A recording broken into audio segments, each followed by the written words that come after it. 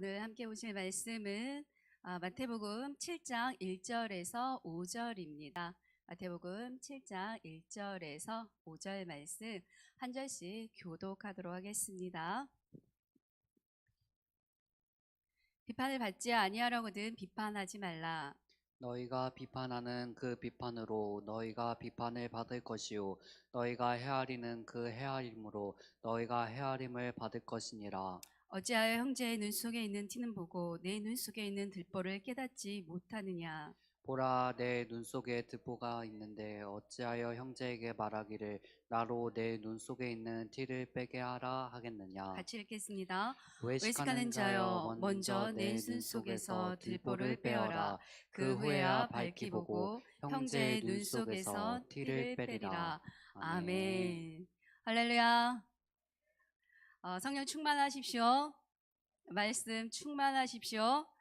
네, 무더운 여름 주님의 놀라운 은혜가 우리 모두에게 있게 되기를 주님의 이름으로 축복을 드립니다. 아멘. 전라도 여자와 경상도 남자가 결혼을 했다고 합니다. 전라도 부인이 남편을 위해서 아주 따끈따끈하고 맛있는 감자와 설탕을 가져왔다고 합니다.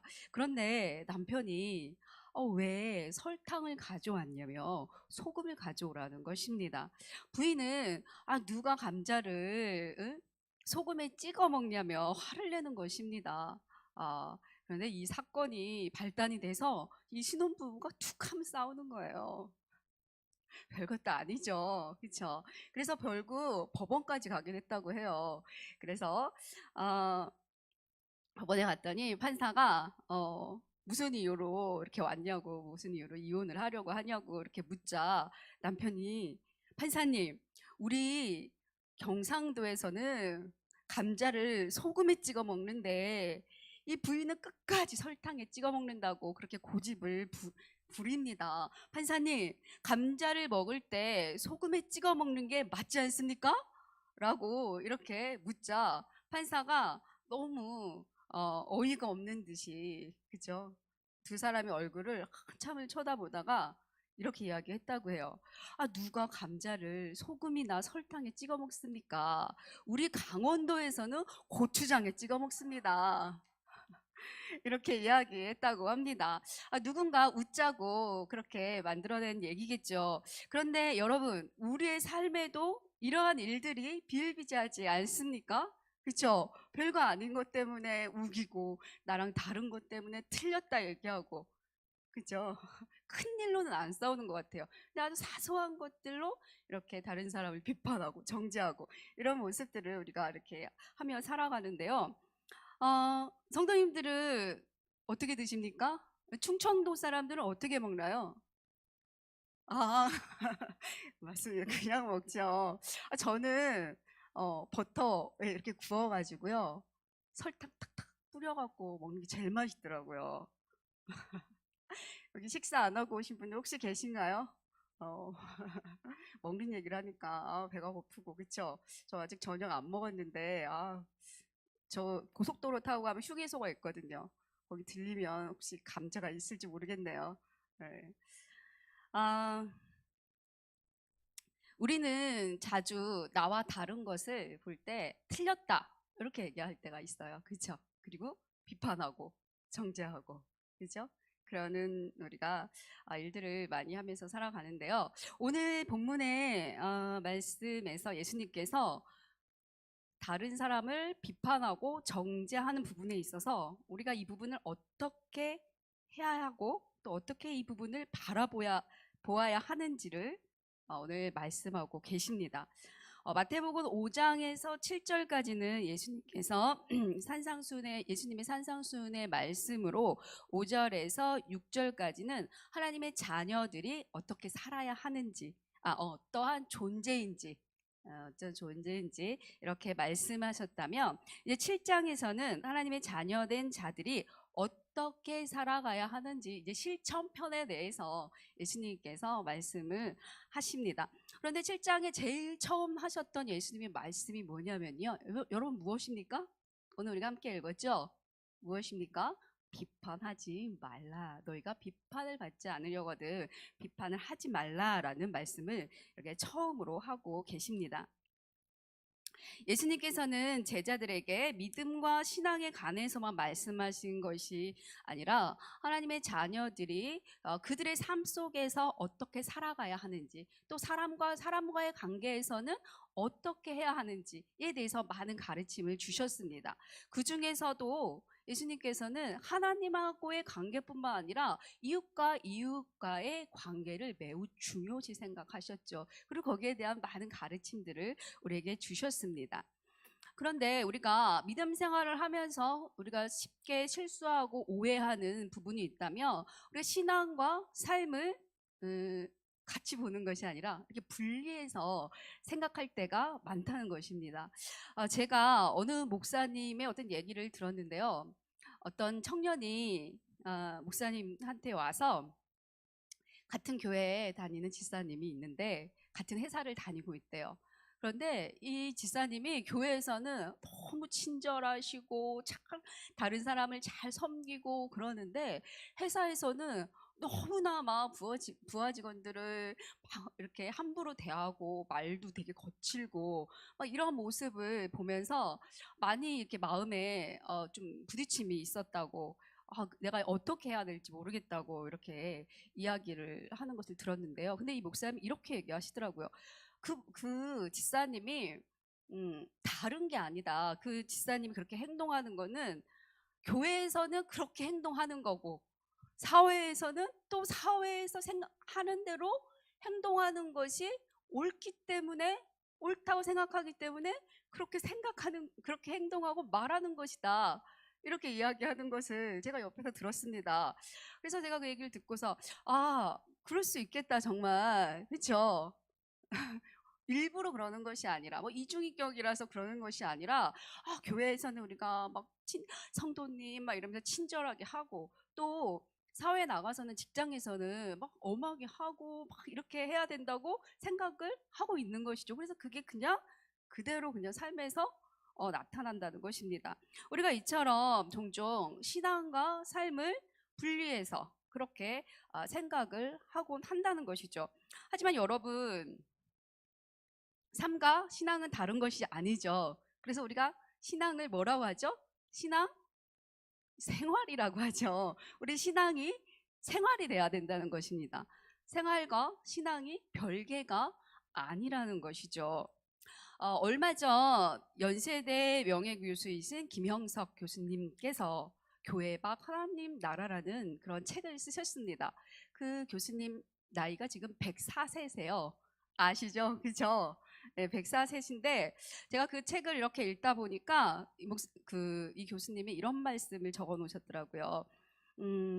나는 예전만큼 기도를 많이 하지 않는다. 하지만 기도하는 마음으로 삶을 살아간다.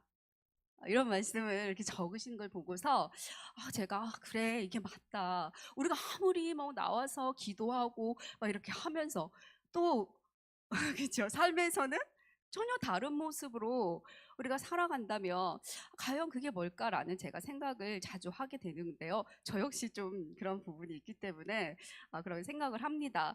그래서 제가 책을 읽는 동안 내가 하는 어떤 기도, 봉사, 예배 이런 것들이 과연 지금 내 삶에 무엇을 만들어내고 있을까? 이게 지금 과연 내 삶을 어떻게 이끌어가고 있을까? 이런 생각들을 하면서 이렇게 책을 보았는데요. 아담과 하와가 타락하기 전에는요, 그들이 하는 모든 것이 예배였습니다.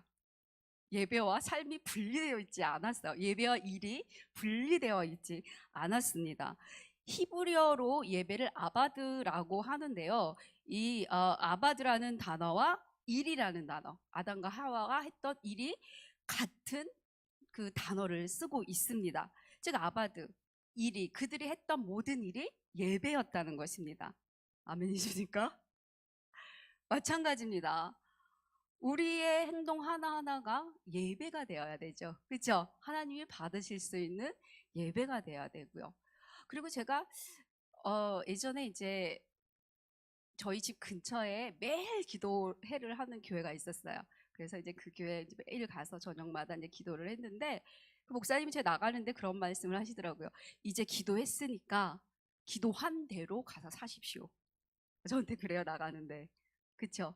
우리가 매일 뭐 이렇게 해달라 기도만 할 게 아니라 이제 기도했으면 이제 그 삶을 살아내려고 이렇게 노력해야 하겠죠. 그렇죠? 그게 진짜 신앙이지 않을까라는 이렇게 생각을 하게 되는데요. 오늘 본문에서 예수님께서는 예수님을 믿고 따르겠다고 하는 사람들에게 그리스도인으로서 어떻게 살아가야 하는지에 대해서 지금 말씀하시면서 다른 사람을 비판하지 말아라. 너가 비판을 받지 않으려거든 그렇게 해라라고 이렇게 명령하셨는데요. 이 당시에 유대인들은요, 율법을 통해서 다른 사람을 비판하고 정죄하는 일이 비일비재했습니다. 그리고 또 사람들은요, 그 율법을 가지고 다른 사람들하고 자신들을 구별하고 차별하는 그런 수단으로도 사용을 하기도 했는데요. 심지어 율법의 제정자이신 예수님조차도 그들은 율법을 가지고 예수님을 판단하고 정죄하고, 그렇죠? 비판하기 일쑤였죠.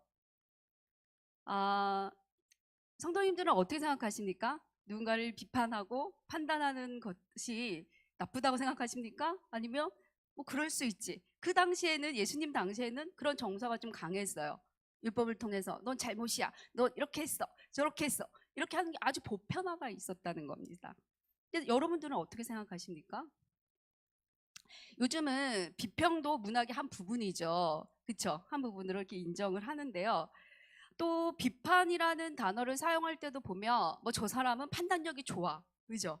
판단력이 뛰어나. 막 이래서 좀 비판하고 판단하는 것에서 그렇게 긍정적인 의미로도 이렇게 사용이 되는 것을 보게 되는데요.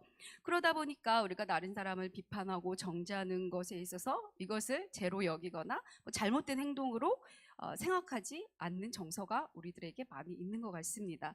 예전에 어떤 작가가 글을 썼는데 평론가가 아주 신랄하게 이렇게 비판을 하는 거예요. 그러자 이제 작가가 이런 말을 하더라고요. 당신이 나만큼 글을 쓸 수 있냐?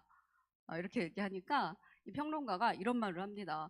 나는 알을 낳을 순 없지만 닭이 낳은 알이 좋은 알인지 나쁜 알인지는 내가 구별할 수 있다. 구별할 능력이 나에게 있다. 이렇게 얘기를 하더라고요. 좀 옳은 말인 것 같아요. 그렇죠? 여러분 우리가 요즘에 유튜브가 되게 발달이 돼 있지 않습니까? 그러다 보니까 듣는 귀가 엄청 발달이 돼 있어요. 그래서 시골의 할머니 할아버지들 다 정치평론가 아닙니까? 그렇죠? 모르는 게 없어요. 얘기 나눠보면 그리고 뭐 예술이나 뭐 어떤 분야마다 요즘엔 다 전문가예요. 그렇죠? 그뿐입니까? 요즘 목사님들도 설교하기 너무 어렵죠. 그죠? 성도님들이 예전에는 목사님 설교만 들었어요. 우리 목사님이 최고다 이랬는데 요즘에는 막 유튜브에서 이 목사님 저 목사님 설교 다 듣다 보니까 듣는 기가 발달이 돼서 저 목사님 설교는 이래 저래 막 이렇게 판단하시지 않습니까? 우리 듣는 걸로는 다 전문가 아닙니까? 프로 아닙니까? 그렇죠? 막상 우리가 하지 못해도 우리 듣는 거에 있어서는 우리가 발달이 되어 있는데요. 그러다 보니까 다른 사람들을 판단하고 정죄하는 일이 점점 더 많아지는 것 같습니다. 또 요즘 젊은이들은 그런 정서가 많은 것 같아요. 잘못하면 당연히 비판받아야 되는 거 아니야? 그죠? 그래야 세상이 좋은 세상이 되지. 그리고 날 지킬 수 있지. 뭐 이런 식으로 젊은 세대들은 그렇게 이야기 하죠. 근데 이러한 시대 속에서 예수님은 우리에게 무엇이라고 말씀하실까요? 그때나 지금이나 동일하죠. 그렇죠? 너희가 비판을 받지 않으려거든 비판하지 말라. 그 이유에 대해서 2절에서 예수님 이렇게 말씀하십니다. 우리 함께 읽겠습니다. 시작. 너희가 비판하는 그 비판으로 너희가 비판을 받을 것이요 너희가 헤아리는 그 헤아림으로 너희가 헤아림을 받을 것이다. 여기서 보면 너희가 비판을 하면 비판을 받고 헤아리면 너희도 헤아림을 받을 것이다 라고 이렇게 말씀을 하고 있는데요. 그런데 여기서 비판을 하는 주체는 누구입니까? 누구라고 되어 있죠? 네? 나와 있지 않죠. 그죠? 이 부분만을 봐서는 이 비판을 하는 주체가 누구인지 우리가 알 수 없습니다. 누가복음에 가면 이 부분에 대해서 좀 더 구체적으로 이렇게 적고 있는데요. 우리 누가복음 말씀도 한번 찾아볼까요? 동일한 말씀이 누가복음에도 이제 기록이 되어 있습니다. 누가복음 37장 37장이 맞나요? 38절 맞나요? 아닌가요? 아닌가요? 맞나요? 제가 잘못 적어 놓은 것 같아요. 37장이 없습니까? 37절, 38장인데 제가 몇 장인지는 안 적어 놨어요. 6장이요? 감사합니다, 장로님. 누가복음 6장입니다. 그걸 빼먹었네요. 누가복음 6장 37절에서 38절입니다. 우리 찾으셨으면 같이 읽도록 하겠습니다. 시작. 피하라. 그리하면 너희가 비판을 받지 않을 것이요. 정죄하지 말라. 그리하면 너희가 정죄를 받지 아니할 것이요.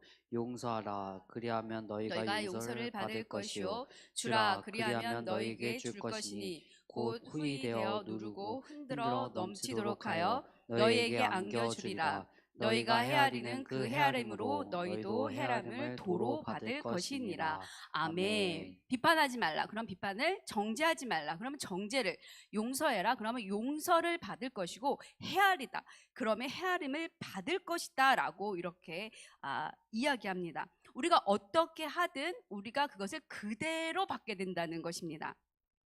주라 그리하면 너에게 줄 것이요 라고 적혀 있는데요. 이 말을 원문으로 보면 주어질 것이다 라고 이렇게 이야기하고 있습니다. 비판도 정죄도 헤아림도 우리가 하는 대로 우리에게 주어진다는 것이죠.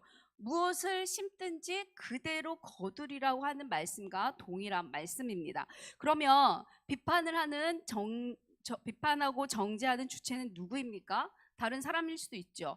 또 하나님일 수도 있죠. 하지만 여러분 누가 또 비판을 합니까? 누구겠습니까? 누굴까요? 네? 누굴까요? 맞습니다. 나 자신입니다. 그쵸?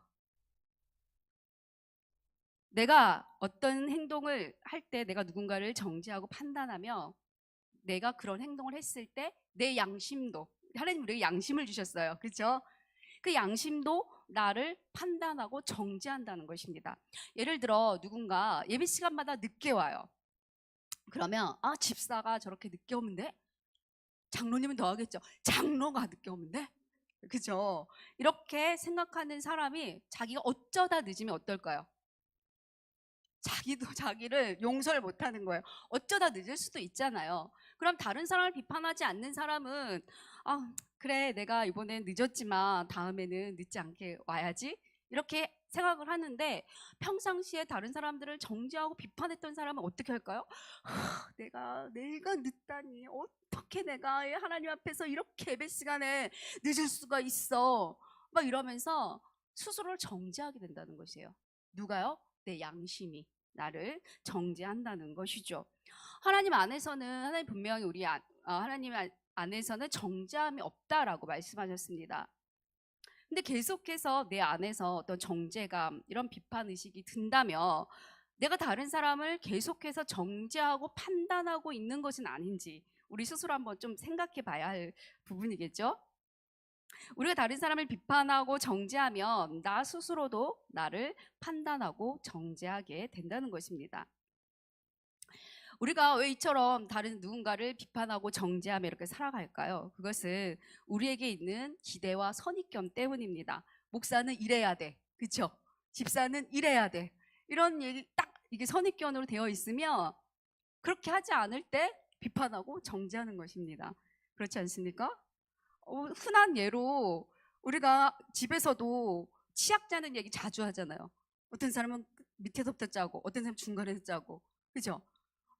치약은 중간에 밑에서부터 짜야 돼라는 이런 선입견을 갖고 있는 사람이 어떤 사람이 중간에 딱 짜면 어떻게 해요? 저런 그죠?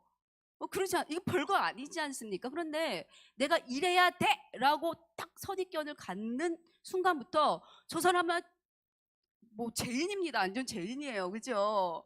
어? 마음에서 막 분노가 일어나지 않습니까? 그죠? 근데 이런 사람이 살아가는데 너무 힘들다는 거예요. 이런 선입견이나 이러한 것들이 우리의 삶을 참 힘들게 한다는 것이죠. 우리가 이 판단하고 비판하는 이 마음만 내려놔도 우리 삶이 참 편해질 거예요. 그죠? 그렇지 않습니까?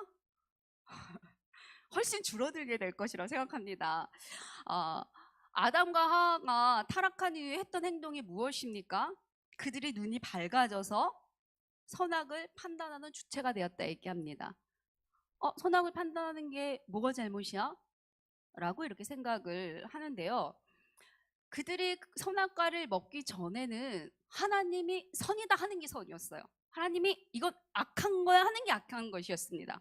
그런데 선악과를 따 먹은 다음부터는 선악의 기준이 주체가 누가 되는 것입니까? 자신이 되는 거예요. 나한테 선한 것이 선이에요. 그죠? 내가 선악의 주체가 되는 거예요. 악한 것도 내가 좋으면 그게 선인 거예요. 모든 사람들이 그렇게 각자 자기의 선과 악의 기준이 자기가 되다 보니까 서로 다투고 싸우고, 그렇죠? 그렇게 되는 것이 아닙니까? 아담이 하와를 보고 내 뼈 중에 뼈요, 살 중에 살이요, 이렇게 고백을 했는데 선악과를 먹자 어떻게 이야기합니까? 왜 하나님이 너 이거 선악과를 먹었니? 이렇게 얘기하니까 하나님이 주셔서 나와 함께 하신 여자가 내게 주어서 내가 먹었습니다. 이렇게 얘기하고 있다는 거예요. 모두가 자기 중심적이 되었다는 것이죠. 선악의 기준이 자기가 되자 모든 판단 기준이 자기가 되었다는 것이죠. 자기에게 좋은 것이 선한 것이 되는 것입니다. 여러분, 저와 여러분은 무엇이 옳은지 무엇이 그른지 판단할 능력이 없는 존재입니다. 그렇지 않습니까? 우리는 누군가를 정죄하고 판단할 만큼 완전한 존재가 아니라는 것입니다. 그래서 고린도전서 4장 5절에서 바울이 이렇게 이야기합니다. 그러므로 때가 이르기 전 곧 주께서 오시기까지 아무것도 판단하지 말라. 지금 사도 바울도 판단하지 말어라. 언제까지요? 주님께서 오시기까지 판단하지 말라. 판단하지 말라 이렇게 얘기하면서 그가 어둠에 감추인 것들을 드러내고 하나님이 오셔서 하시겠다는 거예요. 하나님이 감추어진 것들을 드러내고 마음의 뜻을 나타내시니 그때에 각 사람에게 하나님으로부터 칭찬이 있으리라. 누가 하신다는 것입니까? 판단을 하나님이 하시겠다. 이렇게 바울도 얘기하는 것을 보게 됩니다. 심지어 내 마음의 동기와 뜻도 우리 자신이 잘 모른다는 거예요. 그죠? 오직 내 마음의 뜻도 하나님만이 아시고 계신다는 것입니다. 여러분, 판단하고 정죄하는 것은 하나님만이 정확히 할 수 있는 일입니다. 그렇기에 그것은 우리가 아닌 하나님이 해야 하는 것이라는 것이죠. 만약 우리가 이거를 계속해서 한다면 하나님이 하실 일을 우리가 침범하는 것이 되는 것입니다. 심지어 원수 갚는 것도 우리가 하지 말라고 그렇게 이야기하고 있습니다. 원수 갚는 것이 내게 있으니 누가 하신대요? 하나님이 하시겠다는 것입니다. 내가 갚으리라 라고 이렇게 말씀하십니다. 내가 정확히 판단할 수 없기 때문에 내가 정확히 원수를 갚을 수 없다는 것입니다. 나는 내가 옳지만 하나님이 보시기에는 다를 수도 있는 거 아닙니까? 그렇죠? 그러니까 원수 갚는 것도 내가 하지 말고 하나님 앞에 맡기라는 것입니다. 그럴 때 하나님께서 정확히 시시비비를 하나님이 가려서 해주시겠다는 것입니다. 여러분, 하나님은 저와 여러분을 너무나 사랑하십니다. 또한 우리가 자유하고 어떤 평안을 누리는 그러한 삶을 살아가기 원하십니다. 그러기에 너희가 그러한 판단과 정죄를 하면서 괴로워하고 힘들어하고 그렇게 살아가지 말고 너희가 스스로 원수 갚지 말고 그 모든 것을 누구에게 맡기라고요? 하나님에게. 너무 쉽지 않습니까? 그렇지만 또 어려워요. 그렇죠? 말은 쉽지만 또 막상 이게 좀 잘 안 되더라고요. 그렇죠? 그러면 여기까지 이제 들으면 그러면 뭐 판단도 하지 말고 정죄도 하지 말고 그러라는 얘긴가 뭐 이렇게 또 얘기하실 분들도 분명히 있을 텐데요. 또 그건 아니죠. 우리가 어떤 일을 할 때 무엇을 어떻게 해야 할지 판단을 해야 합니다. 하지만 우리가 하지 말아야 될 것은 무엇이냐면요. 비판, 그러니까 판단을 위한 판단, 비판을 위한 비판은 하지 말라는 것입니다. 어떤 일이 있을 때 그냥 사실만 보라는 거예요. 그랬구나. 여기까지. 그랬구나. 그런데 이렇고, 그런데 저렇고. 이건 하지 말라는 것입니다. 판단하는 것은요, 예수님이 하지 말라고 하신 것은요, 사실 너머에 있는 상대방의 마음을 내가 유추하지 말라는 거예요. 그쵸? 판단은 해야죠. 사실은 사실입니다. 이렇게 했어. 이건 사실입니다. 하지만 그 사실 너머에 있는 거 유추하지 말라는 것입니다. 뭐 이런 경우 있죠. 뭐 제가 이렇게 지나가는데 어떤 이제 권사님이 목사님 안녕하세요 이렇게 인사를 해요. 근데 제가 모르고 그냥 뭐 쓱 지나가요. 그러면 그래 저 목사님 저번에도 나한테 그러더니 나한테 뭔가 좀 서운한 게 있나 봐. 그런 마음이 들기도 하죠. 그쵸? 근데 제가 뭐 정말 그랬는지 안 그랬는지는 알 수가 없어요. 그쵸? 그게 사실이라고 해도 인사를 안 받았네? 이건 사실입니다. 그죠? 그런데 그래서 저기 목사님이 아무래도 나한테 무슨 오해가 있는 것 같아. 나를 싫어하는 것 같아. 이런 건 하지 말라는 거예요. 그러면 누가 괴롭습니까? 내가 괴롭습니다. 그냥 그렇게 했구나. 라고 거기까지만 하면은 참 좋을 것 같아요. 그죠? 뭐 사실은 사실이니까요. 그죠?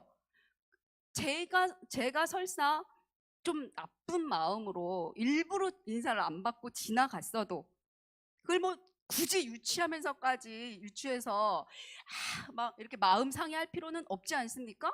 그 사람은 그냥 그런가 보다. 뭐 그랬나 보다. 이렇게 넘어가야 내 마음이 편하다는 것입니다.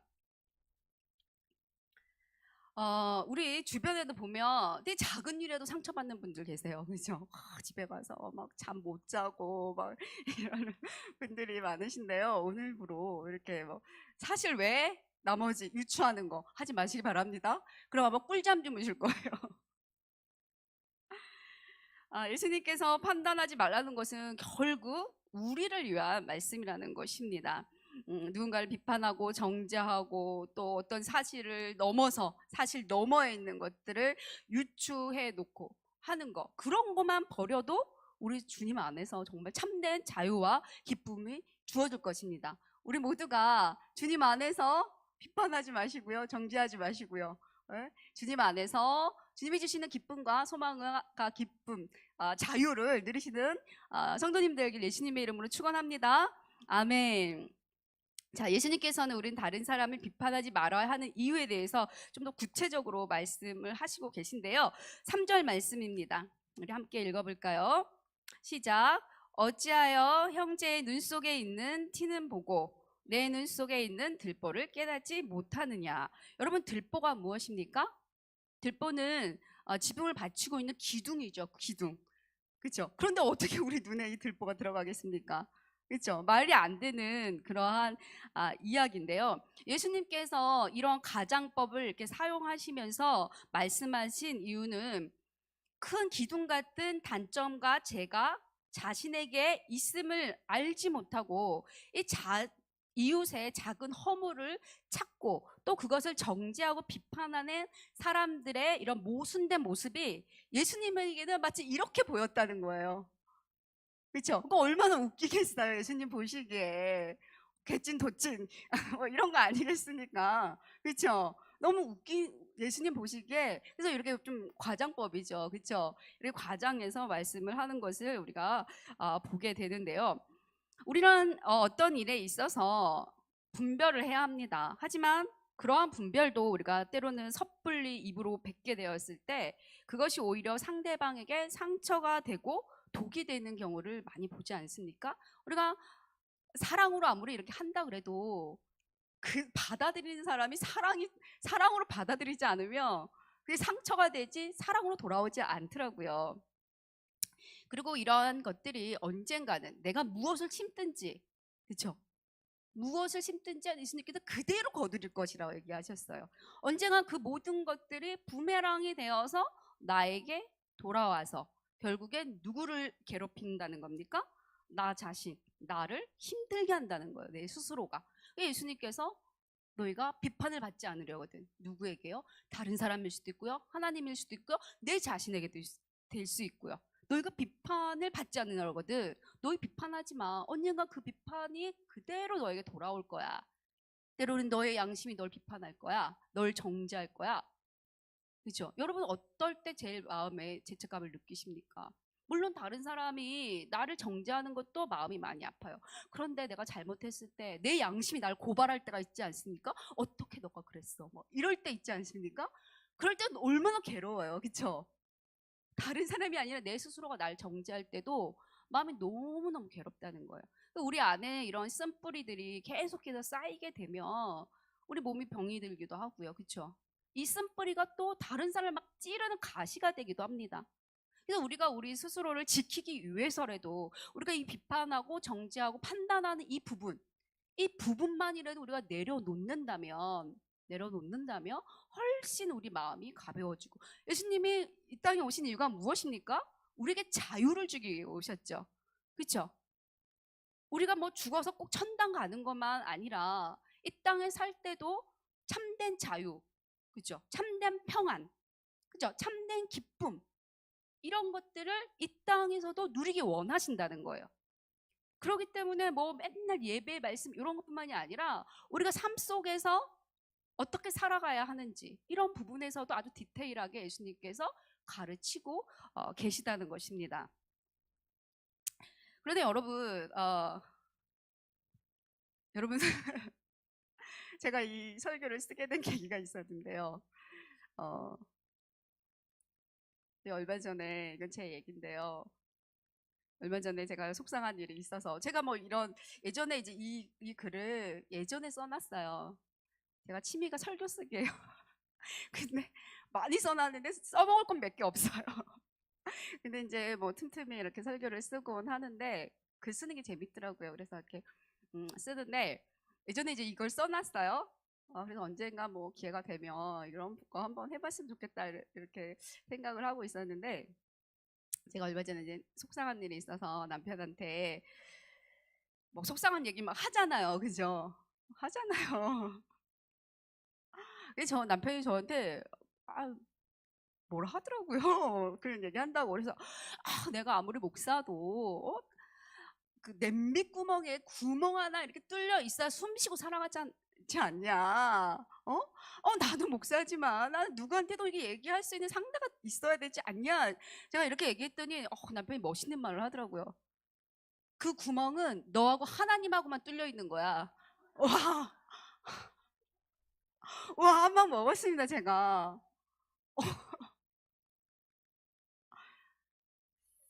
그러면서 저 남편이 저한테 이런 말을 하는 거예요. 너가 뭐 있었던 사실에 대해서 얘기하는 거 좋다. 그리고 내 생각을 물어보는 것도 내가 찬성한다. 오케이. 나한테 생각을 물어봐라. 그럼 내가 내 생각을 얘기하겠다. 하지만 거기까지다. 그 이상은 하지 말아라. 성도님들을 뭐 비난하거나 누군가를 정죄하거나 이런 거. 너 목사하지 않냐? 저거 항상 너 목사하지 않냐? 근데 저희 남편이 이제 여기서 신앙생활 안 하다 보니까 누가 저희 남편을 부를 일이 없잖아요. 근데 얼마 전에 저희 동기 여자 전도사님 2명이 이제 가게에 왔어요. 가게에서 문을 열고 들어오자마자 뭐라고 부르냐면 사부님 막 이러는 거예요. 저도 그 소리를 처음 들었고요. 저희 남편도 처음 들었어요. 그 언니들은 그 단어가 익숙하더라고요. 그러니까 본인이 이제 목사잖아요. 그러니까 자기 남편을 주변에서 다 사부라고 부르는 거예요. 본인들도 익숙하고. 그러니까 저희 남편한테 들어오자마자 사부님 이러는데 뭐지? 남편도 뭐지? 처음 들었어요, 그 얘기를. 만약 저희 남편을 이제 만날 기회가 있으면 사부님 이렇게. 그래서 제가 당신 이제 앞으로 내가 사부님이라 부르겠다. 당신 이제 제가 이 말을 듣고 한 대 맞은 것 같고 참 부끄러웠습니다. 하지만 역시 사부님답다. 많은 앞으로 가르침을 달라고 이제 이렇게 이제 얘기를 했는데요. 그래서 내가 반성하는 의미로 이 설교를 다시 쓰면서 내 마음을 다시금 가다듬겠다 하는 마음으로 이 설교를 다시 준비하게 됐습니다. 그러면서 이 말씀을 이제 같이 나눠야겠다 이렇게 생각을 하게 되었는데요. 아는 것보다 중요한 것은 행하는 것이 아닙니까? 그렇죠? 그래서 사도 바울 누구죠? 야고보 사도가 행함이 없는 믿음이 죽은 믿음이다. 우리 뭐 행함으로 구원받는다는 얘기가 아니라 너의 믿음이 진짜라면 거기서 이제 행위가 나온다 뭐 이렇게 얘기를 하고 있는데, 제가 알고 있지만 그 삶에서 그것을 실천하며 살아가는 거 좀 순간순간 잊어요. 제가 이렇게 설교를 쓰고 이렇게 얘기를 하고 하면서도 저도 순간순간 그렇게 행동하며 살아갈 때가 많다는 것입니다. 우리가 하나님의 자녀가 되었어요. 그렇죠? 믿습니까? 우리 하나님의 자녀입니다. 하지만 아직까지 우리 죄의 습관은 남아 있어요. 그렇죠? 저희 오빠가 미국에 있다고 말씀드렸죠? 저희 오빠가 시민권자예요. 하지만 시민권자가 되었지만 아직도 엄마가 끓여준 된장국 되게 좋아해요. 그리고 아직도 한국에서 옷을 보내줘야 돼요. 한국 옷이 좋대요. 똑같이 살아가요. 거기 뭐 새벽기도 잘 안 드리는데 저희 오빠는 산기도 다니고요. 매일 새벽기도 하고요. 아주 한국 교회 그대로 더해요. 아주 매일 집회하고요. 막 그런 건 바뀌지 않더라고요. 마찬가지입니다. 우리가 하나님의 자녀입니다. 그럼 변하지 않아요. 하지만 우리 죄의 습관, 예전부터 있었던 그 죄의 습관들, 그죠? 그대로 남아 있습니다. 그렇기 때문에 우리가 이제 그것을 하나하나 고쳐가야 되는 거죠. 이걸 성화라고 하죠. 그죠? 하나하나 우리가 이런 고쳐가는 삶을 살아가야 하죠. 쉽진 않지만 우리가 또 하나님의 자녀이고 하나님을 사랑하기에 우리가 때로는 실수하고 넘어지기도 하지만 한 걸음 한 걸음 이 길을 걸어가는 것이 아닙니까? 그죠? 성경은 우리에게 말씀합니다. 너희는 세상에 뭐라고요? 빛이다, 소금이다. 빛이 되어야 해, 소금이 되어야 해가 아니라 이미 너네는, 너희 정체성은 너희는 빛이야, 너희 소금이야 라고 말씀하고 있다는 것이죠. 여러분, 우리가 누구인지를 우리가 날마다 생각하고 내가 하나님의 자녀지, 하나님 자녀답게 살아야지, 이런 마음으로 우리가 힘들지만, 우리가 때론 넘어지기도 하고 우리 연약해서 그렇기도 하지만 하나님의 사랑이, 우리가 사랑을 알고 이미 또 하나님의 그 사랑을 우리가 받았고, 그렇죠? 또 하나님의 말씀이 우리에게 무엇이라고 말씀하고 있는지를 우리가 날마다 보지 않습니까? 그죠? 날마다 기도하면 뭐합니까? 그대로 살아가야 하지 않습니까? 때로는 넘어지고 쓰러지고 하면서도 우리가 이러한 삶을 살아가기를 예수님의 이름으로 축복을 드립니다. 주님의 말씀을 따라가며 우리의 삶과 신앙이 따로가 아닌 우리의 믿음이 현실이 되고 신앙이 신앙생활이 되는 그러한 삶을 살아가게 되기를 예수님의 이름으로 축복을 드립니다. 아멘.